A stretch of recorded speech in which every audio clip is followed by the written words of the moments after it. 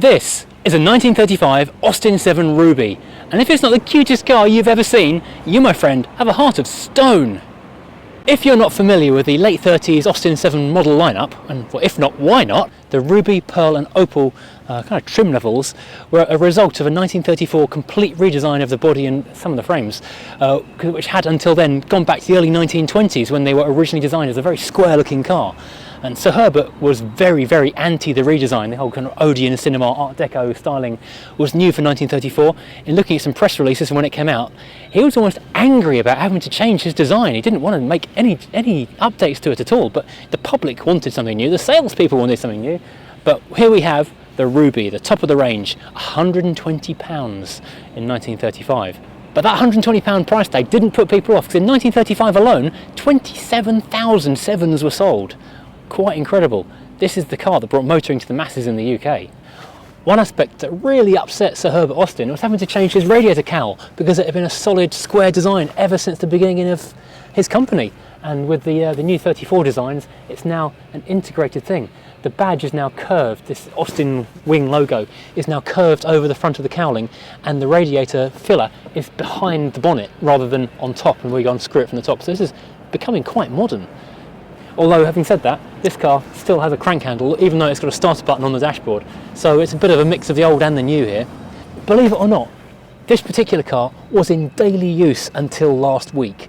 And the owner had other cars, but he would take this car out every single day. And the only reason he's not driving it now is because he traded it in for a bigger 30s Austin.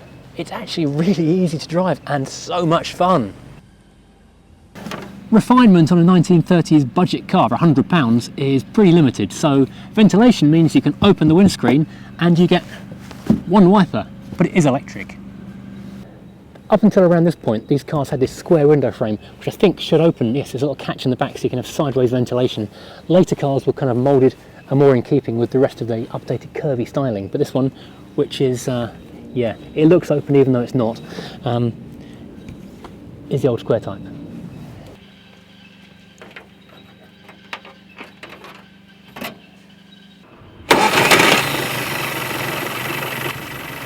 That dinky little thing in there, isn't it cute? The little 4 cylinders that runs this thing is ridiculously small. But Sir Herbert Austin wanted to use a flat twin, which is popular in sort of British motorsports at the time, even though they were pretty rough compared to an inline 4. And he'd taken on a 17-year-old draftsman named Stanley Edge, who was basically living in one of the grounds of his house and helping him draft the designs for the first of the Austin 7s, helped convince Sir Herbert to use the inline 4 upright engine rather than the flat twin. It's a very simple basic unit, it's tough, these things go on literally forever. Like the GM Slant 6, it's almost impossible to kill one of these things, and they will literally last forever. You don't get much in the way of boot space in one of these cars. This isn't a boot or a trunk, that's a spare wheel. You could have an optional extra of a fold down luggage rack to hang on the back of that thing, but that was an optional extra, and that put your £120 price tag up another £1 or so. This might look pretty upright and square to our modern eyes, but in 1934 this was daring and rakish. Look at this car with its flat paint and sort of crusty rubber bits and hand painted wheel arches. You might think that needs to be restored, but I would say no, that's the worst thing you could do to this car. This is utterly original. Apart from a bit of hand brushwork on that front wing, this is original. This is as it came out of the factory back in 1935. You can't restore this. This just needs to be driven as it is, with a few maybe running repairs blended in.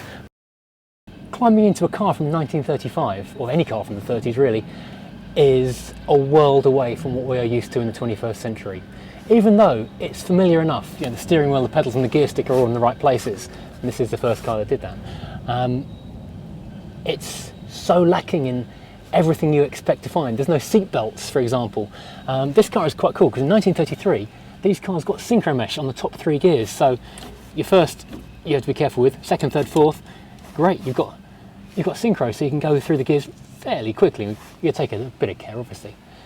On the dashboard itself, we have limited information. An oil pressure gauge, which that's always going to be quite useful, ampermeter, so you know what power you're getting back into the battery. You don't want to be stranded, do you? When I first got in this car, I thought, my God, there's no speedo. It's here. It's a rotating dial. Isn't that cool? so it takes up almost no space on the dashboard. These cars are all about being built down to a price, and that tiny speedo means there's less space to be taken up on the dashboard, less big parts, I suppose. This here is the indicator, trafficators on the side of the car. How fun is that? At least this car does now have an electric starter. Flick the key and the car is running. Honestly, can you believe a car, it's in its mid-80s, just starts so easily as that? Obviously there are no safety cutouts, being a pre-war car, so it's up to you to make sure it's not in gear and the brakes are on, otherwise you are in trouble. The fly-off handbrake's easy to use, and the pedals are so small it's ridiculous. Your creature comforts, obviously you have your opening front windscreen, so you're ready for the summer. But also, on cars of this age, you now have wind down windows, although I was mystified as to what the blue string on the driver's side was for. Yeah, it turns out that window falls down unless you hold that steady. Exciting technology hadn't quite reached door handles yet, as this rope is all it takes to open the door. And that basically just pulls a lever, which is operating the same catch as the outside of the car. I'm not sure if they were very proud of all the patents they'd applied for, or terrified of having them all ripped off, because the biggest thing on this dashboard isn't anything to do with controls or driving the car, but it's a list of patents embodied on the Austin 7, and include, I won't read the numbers, that's quite long, frame and suspension, connecting rod lubrication, steering gear again, detachable wheels, brake drums, improved clip steering column, front axle and brakes. It goes on. There are a lot. Yeah, I guess it's something they were proud of and didn't want to be have ripped off by thieving other rival car companies. In terms of creature comforts, that's basically it. You do have a rear view mirror, which is so tiny you can barely see through it, and you have a little metal bracket for your tax disc. And up here we do of course have the electric windscreen wiper. Right, electric wipers, wow, that's all mod cons, no expense spared here. And if you do get caught out and need to use those detachable wheels, here is your key for opening the spare wheel cover on the back.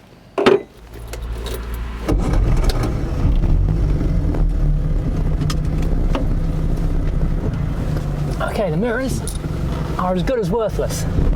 The additional mirror on the front wing is pointing God knows where.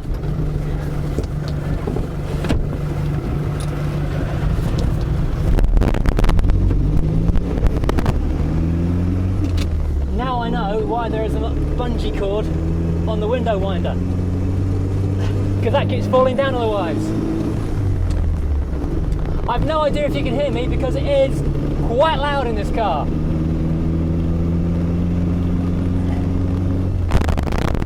In some ways, it's like driving a new car because the layout is identical to a modern vehicle. You've got your 3 pedals, clutch, brake, accelerator, you've got your 4-speed manual gearbox. You even got indicators, although they are tiny trafficators, so I will be needing to wind the window down to point my hand out the window at some point very shortly. However, where everything works is vaguely terrifying. I'm going to have to let a car go past because we're only doing 30 miles an hour and they're going to go nuts at me.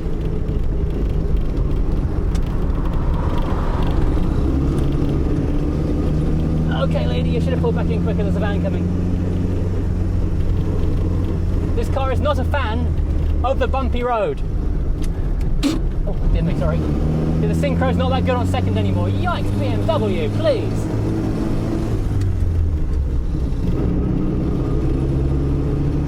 Yeah, with the cart sprung rear and the single torsion front suspension, it kind of throws you across the road, and where this is quite worn by a lot of trucks, this is a bit of like a roller coaster ride.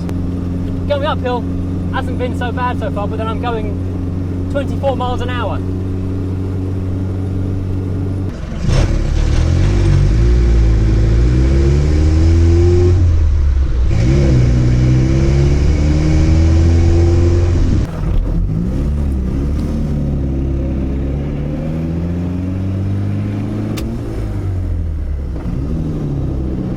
Just gently into second, and you can do that without double declutching.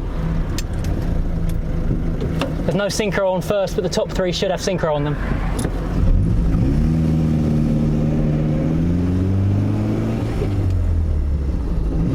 This is not a rapid car, but I'm glad it's not, because frankly, it's like that thing You never feel so alive as when you're close to death. And I don't think you're ever quite as close to death as if you're driving an Austin 7 on a busy road. Because safety, it's very much an afterthought. About 40 years after. I'll tell you what though, you've never had so much love as you do in this car. Not this one, this is the wrong turn, I've made that mistake before. Trafficator is out.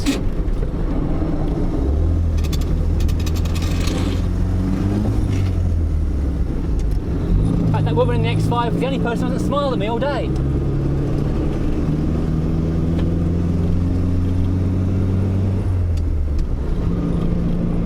Now this car was being used daily by someone. The guy had other cars, but this is the car he took out every day in all weathers. And you know, after just a few minutes behind the wheel, I can really see why. It really is an absolute hoot. Oh gosh, I've crept up to 35 miles an hour. I'm speeding, although I very much doubt this speedo is anywhere close to accurate.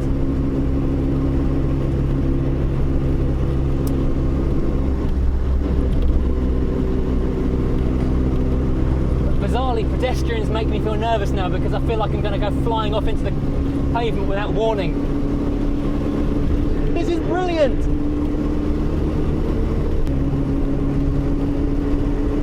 When you're sitting here, I've got size 11 feet and I'm wearing boots, which is probably a mistake because my feet barely fit into the space where all three pedals go, along with the steering column, which is waiting to plunge through my chest if I crash into anything.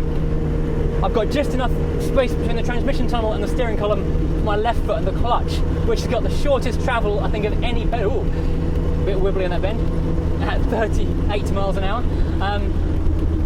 Shortest travel of any pedal I've ever pushed. The accelerator also is just a tiny button on the floor. You've almost got no travel on it, so you have to be quite delicate with its operation, although it doesn't make a great deal of difference, to be honest. You're either going to go very slowly or quite slowly, or suddenly feeling quite fast, although it is actually still quite slow. The brake pedal is the only one that's actually got any size to it, and it dangles alarmingly in the middle of the three, and you push it a long way before anything really happens. Oh, this is the dodgy thing with this suspension setup is that if you hit an uneven surface, you do start getting a bit of a left-right tank slapper going on if you're not careful. And that's doing, again, about 35 miles an hour. I'm going to change down for this bend. This is quite a... Oh, there we go. Take it steady, and it goes in. Power! It leans quite alarmingly as you hit the corner. Oh, my GoPro's gone sideways on the front. There we go, that's better. There's double declutching.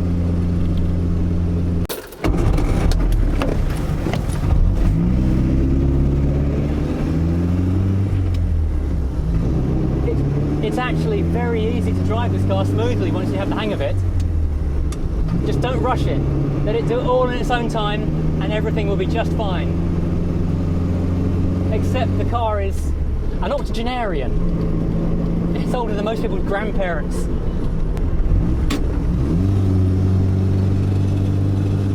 Oh, it doesn't like a hill. Oh dear, 20 miles an hour. I hope no vans or anything come up behind me. Oh, we're okay for now. Power! About 4 horsepower of power. Go on, baby! Now test drive things like Rover P4s and 5s and 6s and Austin 3 litres up this same hill, and you have to hold them back doing, I don't know, I think it's a 40 mile an hour limit. If you're not careful, you can do 50 or 60 without even noticing in like an Austin 3 litre straight 6. You have to, rein yourself in. This thing is, you're doing 27 miles an hour as a unhappy Golf just arrived behind us. And this is everything I can give the car, unfortunately. I'm giving a little thank you. Everyone seems happy with this car. I've had so many smiles and waves on this thing, it's ridiculous. Give me a gear, thank you. There we go, I was in fourth, it went in so smooth I didn't even notice it had gone into gear. Because it is a standard H pattern, like a modern car. I mean, this is where the H pattern gearbox 3-pedal configuration came in. This is the first car in the world to have that. The Austin 7 was built under license around the world. The BMW Dixie was BMW's first proper car, which had the same pedal and gearbox layout. So this car This is the grandfather of everything in the world that you're driving today. This car has done 96,900 miles in its life. And this is the original leather. It really doesn't look like it. They were using a thick old hide back then, I guess. I tell you what, as I've spent a lot of time talking over this engine, I'm going to get some monstrous comments about the quality of the audio this time, I'm sure. I look forward to reading that.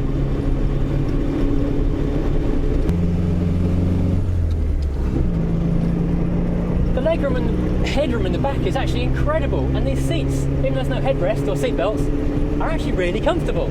I could drive a long way in this car. The Austin 7, as I say, is one of my favourite cars. Partly because of its historical significance, but mostly because the engineering marvel of building a car down to this price and doing it so well. They are a joy to drive. Whoops, apart from that, I might get that gearbox rebuilt if it's mine. They're a joy to drive. Well, if you've enjoyed watching this video half as much as I've enjoyed driving this car to make it, then I guess you've had a good time. Please hit like, please hit subscribe, please leave a positive comment. Or if you didn't like it, feel free to call me a or on. Apparently that's fine to do because I'm on the internet. Hopefully you've heard this properly this time, even though I'm yelling over the engine. And join in next time when I drive something utterly different to this car. Just need to say a huge thank you to Sussex Classic Cars in Crawley Down in Surrey for the loan of this car for this video, making this possible today. Their website is down below. Hit them up for a link. The car is for sale there right now.